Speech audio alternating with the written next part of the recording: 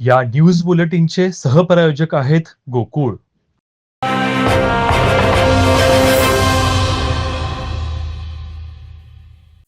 ज्योतिबा डोंगरावर बेवारस सापडलेल्या पुरुषाचा अनैतिक संबंधातून खून केल्याचं सिद्ध झालं आहे. या प्रकरणी कोल्हापूरच्या स्थानिक गुन्हा अन्वेषण विभागाच्या पोलिसांनी 2 संशयित आरोपींना कर्नाटकातून ताब्यात घेतलं आहे. बेळगाव जिल्ह्यातील मोळी येथील 45 वर्षीय अप्पासो शंकर बोरगावे असं मृताचं नाव आहे. गेल्या शनिवारी आप्पासो बोरगावे यांचा खून करून मृतदेह ज्योतिबा डोंगरावरील यमाई मंदिराच्या पायथ्यावर टाकून दिला होता. घटनेच्या ठिकाणी मृताची ओळख पटवणे अवघड होते. स्थानिक गुन्हा अन्वेषणच्या पोलीस निरीक्षक रवींद्र कळमकर यांनी बेपत्ता व्यक्तीचा शोध घेण्यासाठी 2 पथके सांगली, सातारा, पुणे, सोलापूर आणि कर्नाटकमध्ये पाठवली. एका पथकाला सीसीटीव्हीच्या आधारे शोध घेताना संशय आला.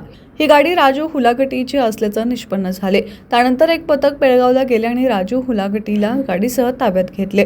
त्यानं खुनाची कबुली दिली. त्याचा साथीदार गौडप्पा शिंदे याला देखील ताब्यात घेतले. मयत आप्पासो बोरगावे याचे भावजईशी अनैतिक संबंध होते. पुढे मुख्य आरोपी गौडप्पा शिंदे याच्याशी भावजईचे अनैतिक संबंध जुळल्याच्या संशयावरून आप्पासो हा तिला मारहाण करीत होता. त्यामुळे भावजईनं गौडप्पा शिंदेला फोन करून आप्पासोला संपवण्यास सांगितले. त्यानंतर आप्पासोला दारू पाजून कारमधून ज्योतिबा डोंगराच्या पायथ्याशी आणले आणि हातपाय बांधून तेथे गळा दाबून त्याचा खून केल्याची कबुली आरोपीने दिली आहे. हा खुनाचा गुन्हा उलगडण्यात पोलीस उपनिरीक्षक जालिंदर जाधव, संतोष गळवे, हिंदूराव केसरे, सुरेश पाटील, रोहित मंदारे, राजू कांबळे, वसंत पिंगळे, अरविंद पाटील, राम कोळी आदींना यश आले.